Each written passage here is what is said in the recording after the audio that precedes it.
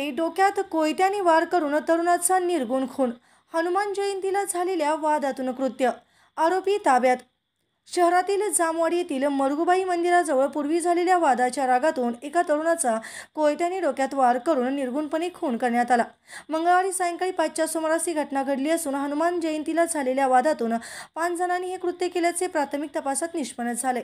या प्रकरणी 5 अल्पवयीन मुलांना ताब्यात घेण्यात आल्याची माहिती सांगली शहरचे पोलीस उपअधीक्षक अण्णासाहेब जाधव यांनी दिली.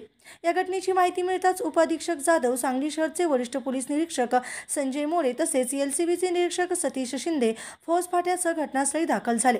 पोलिसांनी घटनास्थळाचा पंचनामा केला. यावेळी काही पथके संशयितांच्या शोधासाठी पाठवण्यात आली. पथकांनी केलेल्या चौकशीत हा खून 5 अल्पवयीन मुलांनी केल्याचे निष्पन्न झाले.